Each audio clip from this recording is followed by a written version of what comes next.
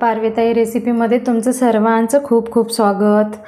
तर आज मी अळीवाची खीर बनवणार आहे। तर त्यासाठी हे अळीव घेतलेला आहे।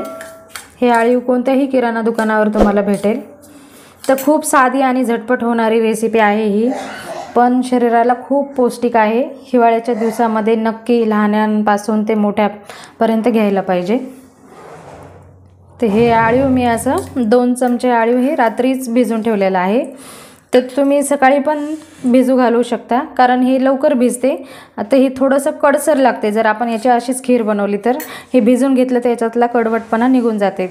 तर हे 2 चमचे मी रात्री भिजू घातलेले। ते एका व्यक्तीला 1 चमचा असं बस होते हे अळीव, कारण हे फुगून जास्त होते त्याच्यामुळे 1 चमचा प्रमाण याचं ठीक आहे। तिला गॅसवर मी पॅन ठेवलेला आहे, त्यामध्ये 1 वाटी दूध टाकणार आहे। दूध अगोदर उकळून घ्यायचं आहे। अळीव हा पदार्थ एवढा पौष्टिक आहे की 100 आजारांवर त्याचा गुणकारी आहे असं म्हणतात। पहिल्या बायका जेव्हा महिलांची डिलिव्हरी झाली ना की त्यांना नाश्त्याला हेच अळीवाची खीर देत होत्या, कारण महिलांना पण खूप छान म्हणजे शक्तिवर्धक आहे, त्यांच्या बाळांना पण पोषक भेटते। यामध्ये भरपूर सारे विटॅमिन आहेत। लो कॅल्शियम, केस गळतीवर काम करते, पुन्हा हाडांना खूप म्हणजे काय खूप बळकटी देते अळीव। याचे खूप असे आपल्या शरीरासाठी फायदे आहेत। तर या ठिकाणी दुधाला उकळी आलेली आहे। आता यामध्ये मी हे भिजवलेला अळीव टाकणार आहे। अळीव छान असं 5 मिनिट अगोदर आता शिजून घ्यायचं आहे दुधामध्ये, किंवा तुम्ही दूध पण अगोदर आटून घेऊ शकता। तर आता 5 मिनिट हे दुधामध्ये छान असं शिजून घ्यायचं आहे।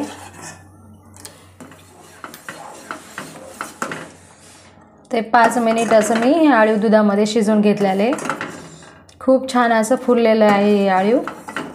आता यामध्ये मी ना साखर ना गूळ दोन्हीचा वापर करणार आहे। यामध्ये मी खारीक पूड वापरणार आहे, गोडपणा त्याचा नॅचरल येण्यासाठी। तुम्ही या ठिकाणी गूळ किंवा साखर पण वापरू शकता। तर या ठिकाणी मी 2 चमचे असं खारीक पूड टाकणार आहे। गोड तुम्ही तुमच्या आवडीनुसार कमी जास्त करू शकता।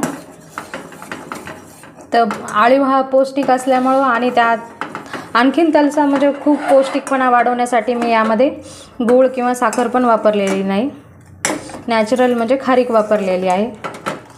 तर ही मधुमेहाच्या लोकांना पण चालेल ही खीर, तुम्ही त्यांना पण देऊ शकता। तर यामध्ये आता मी थोडेसे मनुके, बदामाची भरड, वेलची पूड, ड्रायफ्रूट पण तुम्ही तुमच्या आवडीनुसार वापरू शकता। तर पौष्टिक खीर अशी आपली ही तयार झालेली आहे। तर झटपट अशी 5 मिनिटात तयार होणारी खीर तयार झालेली आहे। तुम्ही कधीही कोणत्या वेळेला पण सकाळी ही खीर खायला पाहिजे नाश्त्याच्या अगोदर। याचे खूप छान म्हणजे असे गुणधर्म आपल्या शरीराला पोषण तत्व भेटतात।